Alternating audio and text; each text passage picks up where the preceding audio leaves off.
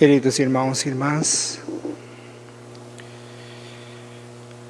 pelo segundo ano consecutivo, celebramos a abertura da Semana Santa de uma forma toda inusual e não desejada. A humanidade vive golpeada, ferida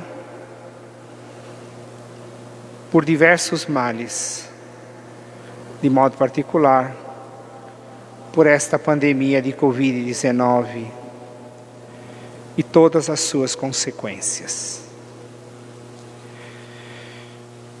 E nós cristãos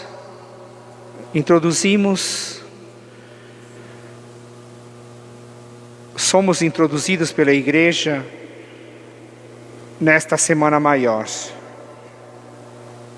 a Semana das Semanas, a semana mais importante da nossa fé, que dá sentido e razão ao nosso viver. Sim, ao nosso viver. Como precisamos nós cristãos hoje encontrar o verdadeiro sentido do viver.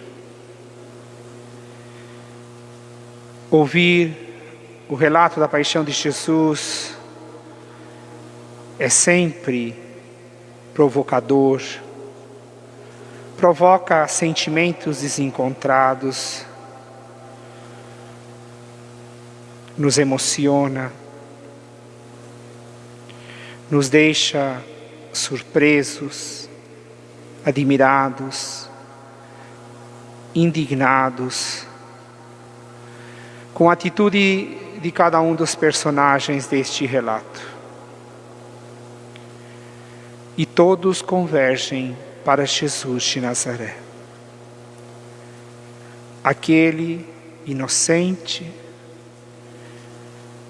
que foi trocado por Barrabás.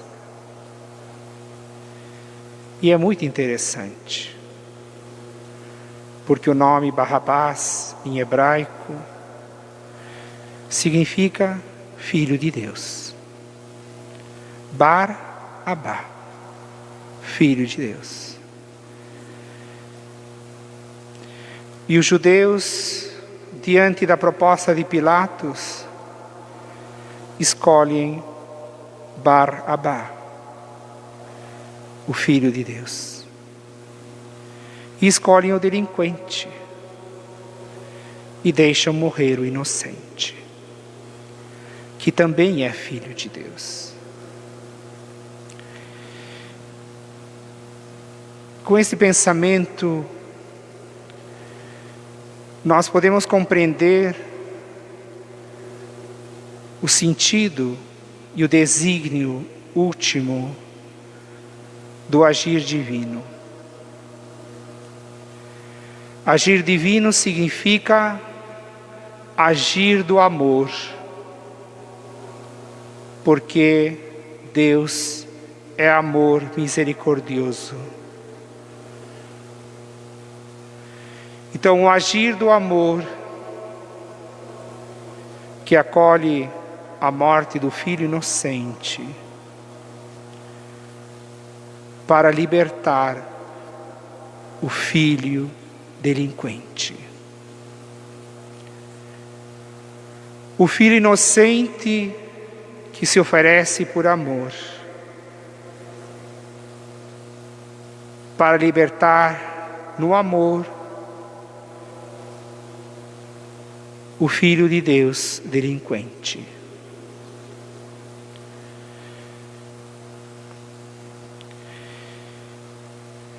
Queridos irmãos e irmãs, nós somos chamados a nos identificar com Barrabás.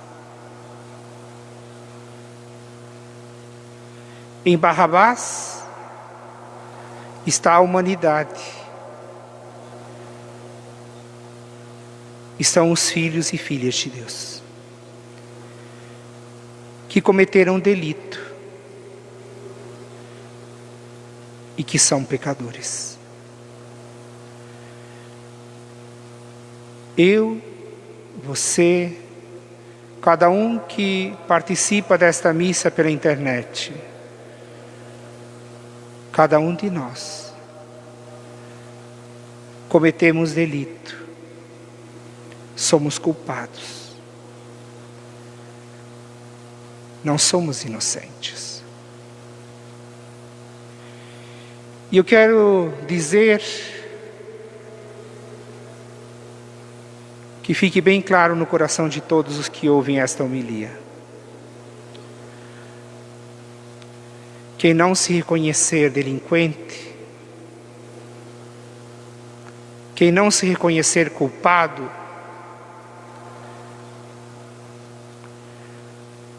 não participa do amor do Filho inocente, que é capaz de libertar da morte e do pecado.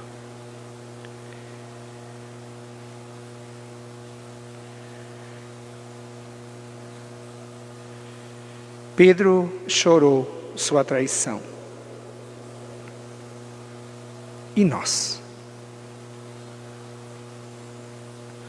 Nós choramos nossos pecados. Nós choramos nossas traições diárias diante do Evangelho de Jesus? Ou somos tão insensíveis ao amor divino que somos incapazes de chorar nossos pecados? E pior, apontamos o pecado dos outros, o que nos torna duplamente delinquentes, duplamente culpados. Porque a nenhum de nós foi dado o direito de julgar e condenar o irmão, de julgar e condenar a irmã.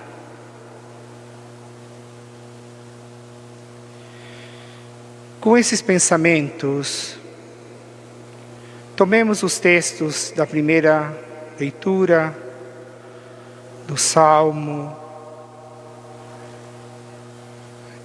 e a segunda leitura da carta aos Filipenses. Na primeira leitura nós temos o cântico do servo sofredor. Vocês sabem, no livro de Isaías, no profeta Isaías, há 4 cânticos do servo sofredor. O servo inocente e justo, que carrega sobre si as feridas e as dores, as enfermidades e as mortes dos seus irmãos. Aliás, esses 4 hinos nós os ouviremos ao longo da liturgia desta Semana Santa, culminando, obviamente, com a Sexta-feira Santa.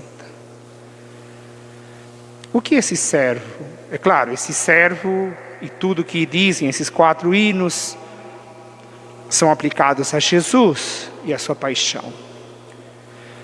No cântico que ouvimos hoje, o que a palavra nos ensina?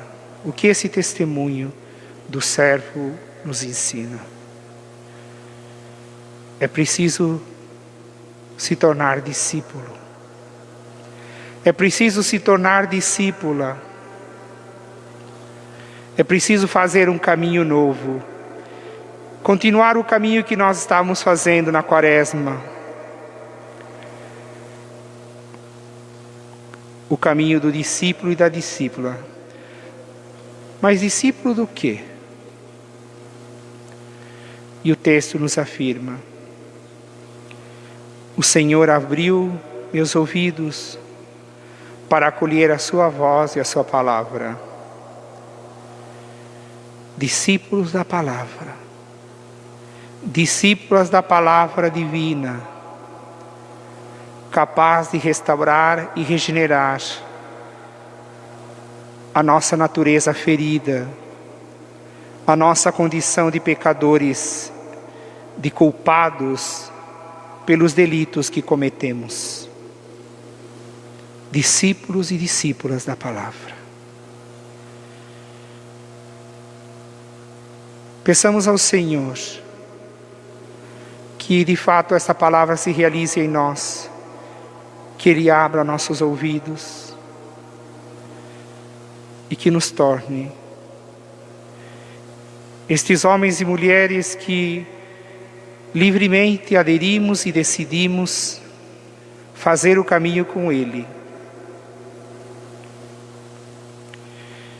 Ao longo deste caminho, o servo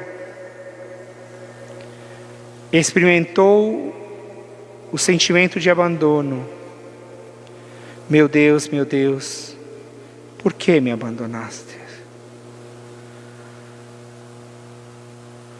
É o grito de parte da humanidade em nossos tempos. E não apenas pela pandemia, que é gravíssima.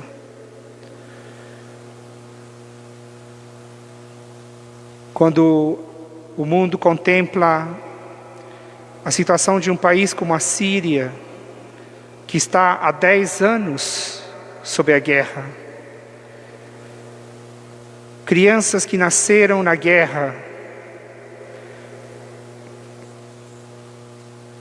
e que não conheceram outra coisa a não ser a guerra, a morte, a fome. Os campos de refugiados que se espalham pelo mundo, onde as famílias dos imigrantes morrem.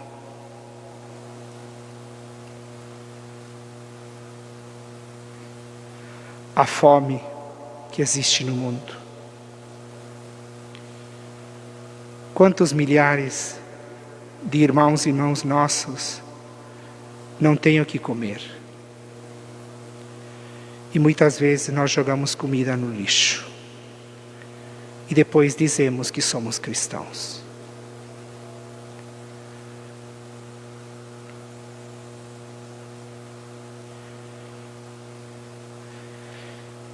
Em nosso tempo de pandemia, quantos professores e professoras se sacrificaram de forma exaustiva para garantir um mínimo de educação, de estudo a tantas crianças e adolescentes?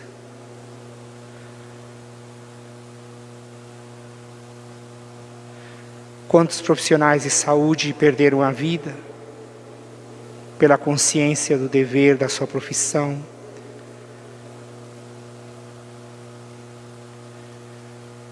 E quantos outros funcionários dessas estruturas sanitárias que não são profissionais técnicos, médicos, enfermeiros, pessoais ligados às UTIs, mas que são a faxineira, o porteiro, o motorista da ambulância, o anestesista,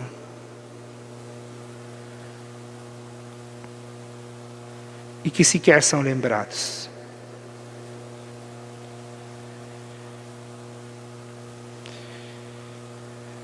A humanidade, a nossa nação, nosso país,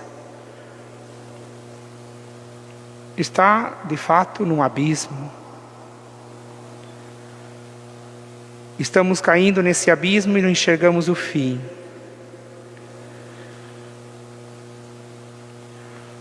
Podemos recitar este salmo. Ouve, Senhor, a nossa angústia. Enxerga, Senhor, as nossas dores, os nossos sofrimentos, os nossos lutos. Ao contemplar a morte do vosso Filho inocente, liberta, ó Pai, teus filhos e filhas que são culpados, pela tua misericórdia e pelo teu amor infinito. Sim, Senhor, sabemos que merecemos a morte, mas cremos que que o teu amor misericordioso é mais forte que a morte. E é o que canta o Salmo na última estrofe. Em meio às nossas angústias, nós queremos fazer um ato de fé e de esperança e nos comprometer a cantar e a anunciar a libertação, o dom do amor e da vida que vence o mal, que vence os egoísmos e as insensibilidades diante da dor e do sofrimento do próximo. Nós queremos, na Assembleia do Senhor, cantar a sua vitória em nossa vida. E como o Deus infinito, o Pai misericordioso e santo, foi vitorioso sobre a morte de Cristo, Ele também possa vencer por meio da vitória do Filho as nossas mortes. E com esse pensamento compreendemos a interpretação que o apóstolo Paulo faz na carta aos Filipenses, na segunda leitura de hoje. O Filho, sendo Deus, não reteve para si a sua condição divina e desceu 4 degraus. De Deus se fez humano, mas não qualquer humano. Ele se tornou servo. De humano foi servo, e não foi qualquer servo. Ele serviu até a morte, e não qualquer morte, a morte de cruz.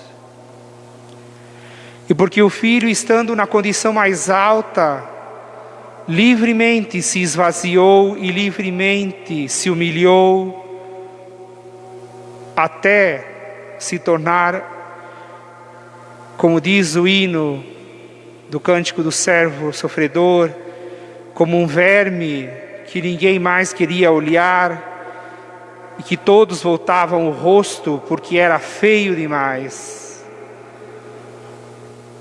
O Filho eterno do Pai se fez um verme por amor.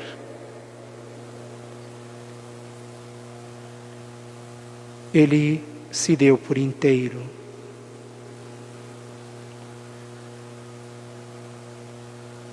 Como estamos longe desta forma de viver. Como ainda somos tão egoístas, tão arrogantes. E porque o Filho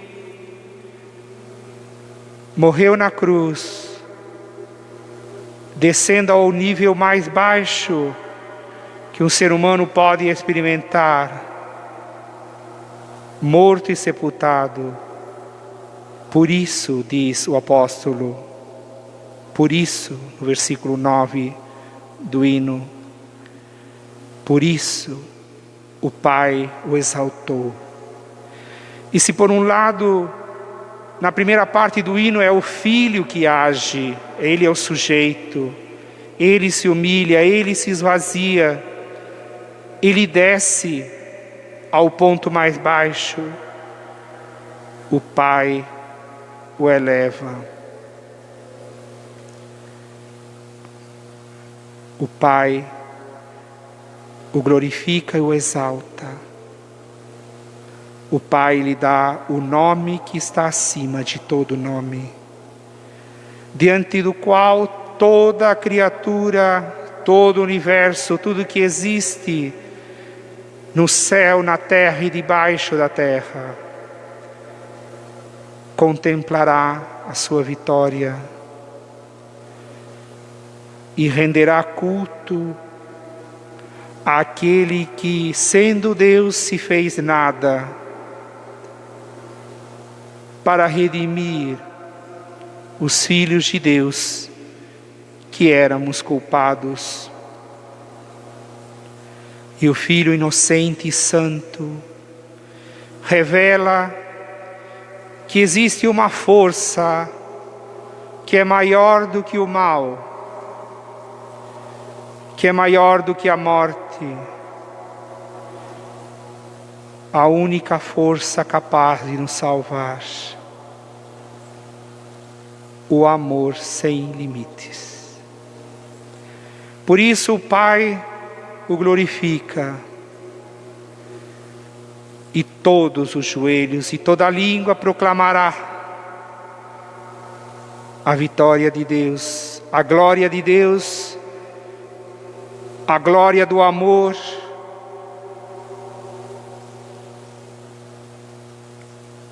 ao estar enxertado em Cristo. Participemos, irmãos e irmãs, nesse caminho de discípulos e discípulas, deste ensinamento do Senhor. Só o amor é capaz de dar sentido à nossa existência. Só o amor é capaz de nos libertar da morte. Só o amor é capaz de nos libertar da injustiça, do egoísmo, da insensibilidade diante da dor e do sofrimento do próximo. Só o amor é capaz de nos libertar do acúmulo de riquezas e de bens inúteis, que não salvam e que não servem para nada, e muitas vezes servem para nos afastar do próximo e nos afastar de Deus. Só o amor é capaz de nos dar a vida verdadeira. Decidamos amar. O pecado crucificou o amor e o sepultou. Mas o Pai, pela força do Espírito, o levantou da morte. E todos os filhos e filhas de Deus somos convidados a sair de nossa condição de filhos culpados, delinquentes, e abraçar o Filho inocente, que nos comunicará e nos comunica a cada dia o seu amor, que liberta, que salva e que arranca da morte. Façamos o caminho com o Senhor. E que o Cristo crucificado, morto e sepultado, ressuscitado dos mortos, manifeste a cada um de nós, as nossas famílias, as nossas comunidades, a igreja espalhada pelo mundo e a humanidade que sofre, o seu amor misericordioso. Que o Senhor tenha misericórdia de cada um de nós e da humanidade inteira. Amém. Amém.